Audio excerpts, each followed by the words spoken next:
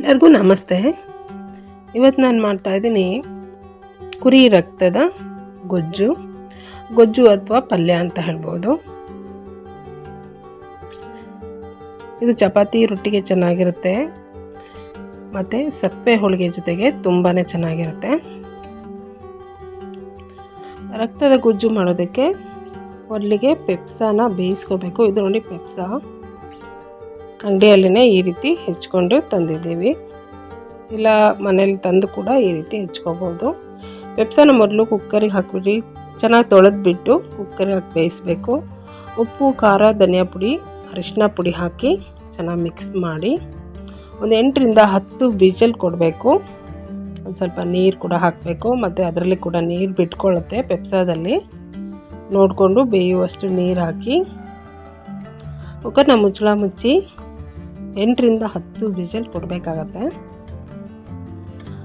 ಪೆಪ್ಸಾ ಬೇಯೋ ಅಷ್ಟರಲ್ಲಿ ಮಸಾಲ ರುಬ್ಕೋತೀನಿ. ಬೆಳ್ಳುಳ್ಳಿ, ಹಸಿ ಶುಂಠಿ ಮತ್ತು ಈರುಳ್ಳಿಗೆ ಸ್ವಲ್ಪ ಎಣ್ಣೆ ಹಾಕಿ ಮತ್ತು ಚಕ್ಕೆ ಲವಂಗ ಕೂಡ ಈರುಳ್ಳಿ ಜೊತೆಗೆ ಹಾಕಿ ಸ್ವಲ್ಪ ಫ್ರೈ ಮಾಡಿದ್ದೀನಿ. ಮತ್ತು ತೆಂಗಿನ ತುರಿ, ಟೊಮ್ಯಾಟೊ, ಸ್ವಲ್ಪ ಕೊತ್ತಂಬರಿ ಸೊಪ್ಪು ಇದೆಷ್ಟನ್ನು ಮಿಕ್ಸಿ ಜಾರ್ಗೆ ಹಾಕಿ ರುಬ್ಬಿಟ್ಕೋತೀನಿ. ನಾನು ನೈಸಾಗಿ ರುಬ್ಕೋಬೇಕು ನೋಡಿ, ಈ ರೀತಿ ರುಬ್ಬಿಟ್ಟಿದ್ದೀನಿ ನಾನು ಮಸಾಲಾನ. ಈಗ ಪೆಪ್ಸಾ ಬೆಂದಿದೆ ಅಂತ ಚೆಕ್ ಮಾಡಿ ನೋಡಿದಾಗ ಪೆಪ್ಸಾ ಬೆಂದಿದೆ ನೋಡಿ, ಈ ರೀತಿ. ಇದು ರಕ್ತ ನೋಡಿ, ಒಂದು 2-3 ಸಲ ನಾನು ತೊಳೆದಿಟ್ಟಿದ್ದೀನಿ. ತೊಳೆದಿರೋಂಥ ರಕ್ತನ ಮಿಕ್ಸಿ ಜಾರ್ಗೆ ಹಾಕಿ ಸ್ವಲ್ಪ ಹಾಗೆ ಕೈಯಲ್ಲಿನೇ ದೊಡ್ಡದಾಗಿ ಪೀಸ್ ಮಾಡಿ ಮಿಕ್ಸಿ ಜಾರ್ಗೆ ಹಾಕಿದ್ದೀನಿ ನಾನು. ಇದನ್ನು ನೈಸಾಗಿ ರುಬ್ಕೋಬೇಕು, ಗಂಟಿಲ್ಲದಂಗೆ ರುಬ್ಕೋಬೇಕು. ನೀರೇನು ಹಾಕೋದು ಬೇಡ, ಹಂಗೇ ರುಬ್ಬಿದರೆ ಸಾಕು ನೋಡಿ. ರುಬ್ಬಿದಾಗ ಈ ರೀತಿ ಆಗತ್ತೆ, ಗಂಟಿಲ್ದಂಗೆ ರುಬ್ಕೋಬೇಕು ಈ ರೀತಿ.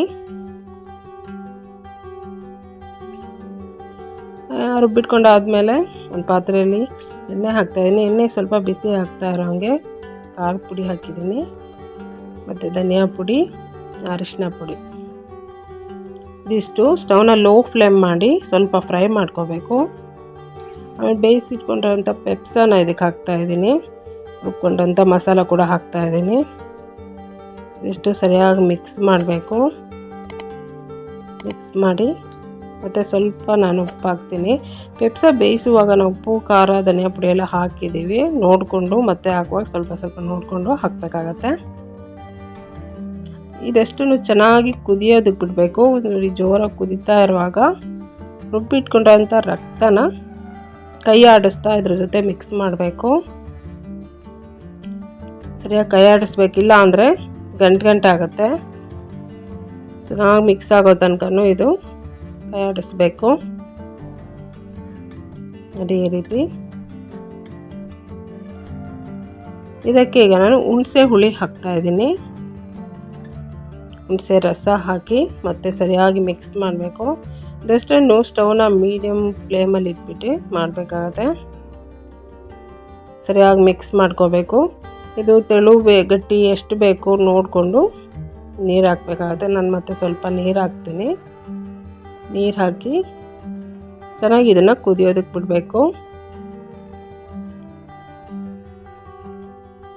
ಸರಿಯಾಗಿ ಮಿಕ್ಸ್ ಮಾಡಿಬಿಟ್ಟು ಮುಚ್ಚಳ ಮುಚ್ಚಿಬಿಡ್ತೀನಿ. ಹೈ ಫ್ಲೇಮ್ ಇಟ್ಟು ಚೆನ್ನಾಗಿ ಕುದೀತಾ ಇರುವಾಗ ಫ್ಲೇಮ್ನ ಪೂರ ಲೋ ಮಾಡಿ ಸಿಮ್ಮಲ್ಲಿ ಇಟ್ಬಿಟ್ಟು ಒಂದು 5 ನಿಮಿಷ ಚೆನ್ನಾಗಿ ಬೇಯಿಸಬೇಕು ನೋಡಿ. ಚೆನ್ನಾಗಿ ಕುದೀತಾ ಇರುವಾಗ 1-2 ಸಾರಿ ಮುಚ್ಚಳ ತೆಗೆದು ಈ ರೀತಿ ಮಿಕ್ಸ್ ಮಾಡಬೇಕು ನೋಡಿ. ಚೆನ್ನಾಗಿ ಬೆಂದಿದೆ. 5 ನಿಮಿಷ, 5ರಿಂದ 8 ನಿಮಿಷ ಚೆನ್ನಾಗಿ ಬೇಯಿಸಬೇಕು. ಈಗ ನೋಡಿ ರೆಡಿ ಇದೆ. ನೀವು ಬೇಕಿದ್ರೆ ಮತ್ತೆ ಮೇಲೆ ಕೊತ್ತಂಬರಿ ಸೊಪ್ಪು ಹಾಕ್ಕೋಬೋದು. ಈಗ ಇದು ರೆಡಿ ಇದೆ. ರೊಟ್ಟಿ ಚಪಾತಿ ಜೊತೆಗೆ ತುಂಬ ಚೆನ್ನಾಗಿರುತ್ತೆ, ಮತ್ತು ಸಪ್ಪೆ ಹೋಳಿಗೆ ಜೊತೆಗಂತೂ ತುಂಬಾ ಚೆನ್ನಾಗಿರುತ್ತೆ ಕುರಿ ರಕ್ತದ ಗೊಜ್ಜು.